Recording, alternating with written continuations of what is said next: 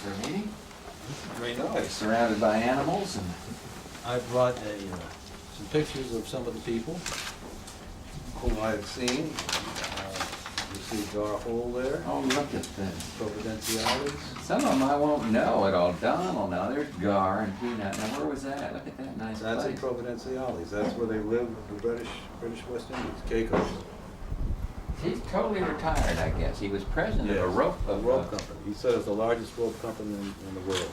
Is that right? It's wire rope too, isn't it? Yes, as a matter of fact, we found a piece of frayed rope by a mine, and he knew where the rope was made. He looked at it and I said, how did you figure that out? He's a wonderful man. There's a strand or two in there that identifies where rope comes from. Where hemp But comes from. sometimes they rope, you know, because I was in the drilling business and they put a color strand through. That's what the he's long- looking for. It's a- What would you like, sweetheart? I don't need any, well, I'll take that, George, thanks. Thank you very much. Isn't this fun? Is this Playstead here? That's Playstead and And Jack Guy, he's Floor. marvelous. Jack's done well in life. Look at the TVF behind you. This is great. Providenciales. Tough place to have to go, Joe, but somebody had to do it, I know. I liked it. I bet. It's not a I place. bet.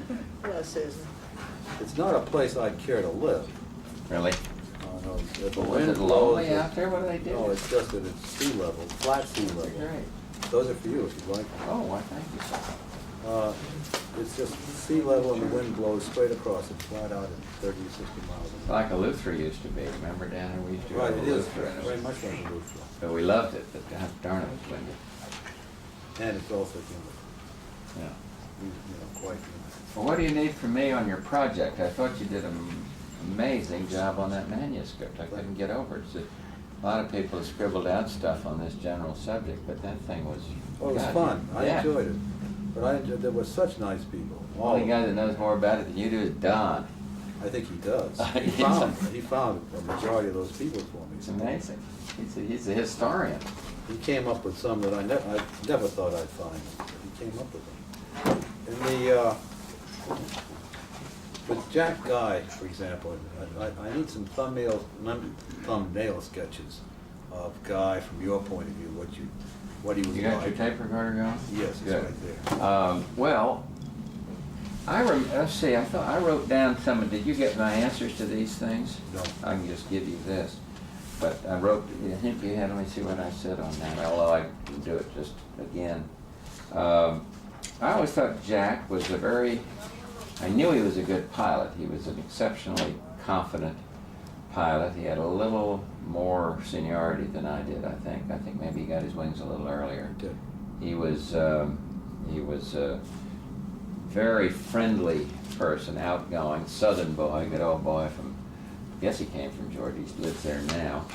But I can't remember too much to set him apart. We had great friends, and Barbara and I, after all this experience, we lived together there in Virginia Beach, and we were very good friends. And we He's sort of a hot boy, hot Yeah, pilot.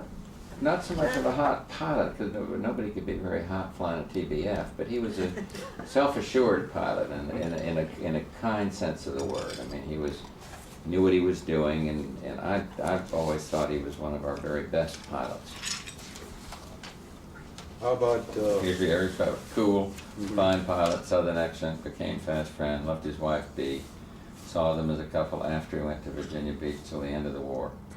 Melvin, serious, steady, respected, not a barrel of laughs, but you'd ask him advice on things, and he just enough older. I don't know how old he was when he was in this, but about 8 or 10 years old? yeah. So in other words, 28 would have been old in those days. For You you see, it would have been, yeah. for me, and we'd all ask him. We'd kind of laugh about him behind his back a little because he looked like Mortimer Snerd. And we could remember Mortimer Snerd had no turn. Had no chin and a Yeah. overbite.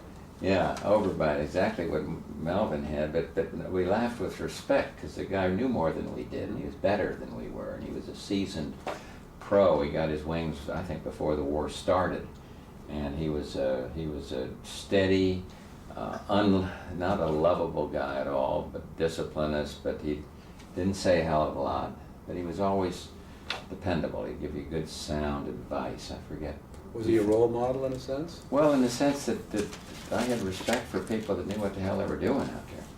And he was one of them. And he was, in that sense, he was serious, steady, respected. I said, not a barrel of laughs. But Gar Hole, then as the executive officer, filled in as the, you know, the guy that cared about the problems and more of the comrade. Although he was a little older than me, and again there was respect. He had a stripe, 2.5 stripes, I think, and he was enough senior that we had respect. But he was also a friend. I mean, he was easy to relax, but like he is now, kind of. And he did the hand-holding part of for the commander of our squadron and the executive officer. You want to throw in Bar? If you were Bar, remember her recall is so much I better. didn't know those. You know, they were not with you. I was not with you when they were there. You knew Gar, but you just met him as all. Mhm, mhm. That first basketball game, I have 98% of the book is about you and, you know, the Navy, but the publishers have asked for a little bit more. Oh, at our game in down in Rye. Now, Bar, you may recall that when we went down, when I just met you, and then Jimmy asked me to play in a game in Rye. And I didn't really remember who we were playing against, but I was Rye on High the, School, weren't you? yeah, I was on the team at Andover. Mhm. And you Not a played- starter. I was about number 6 on But the he came spot up man and team. cut in on me, which I was furious about. He said, "Are you Poppy Bush?" And you said yes. And he said, "Go over and stand on the side. I'll be over in a minute when I get rid of her." And so then he came over and asked you to play on the team the following Wednesday night or whatever it was. And you said So you I saw this as a way to, with my hook shot, to endear myself to my wife, future wife. And you invited the Girlfriend. family. No. You didn't have to invite my family. Once they heard he was coming, they were there. They went to see Jim play, supposedly, but they all came. I certainly It was didn't fun. invite them. They all came down to look at him. Look me over. Mhm. And that story, and Donnie read this book, wasn't accurate because she had it that you had invited. Of course not. Of course not. My mother knew about George Bush the day after I met him. I slept till 11. By that time, she'd had her. I told her the night before I met this really nice person. I met a lot of people. When I woke up in the morning, she and Maggie Lufkin had already talked. She knew all about him.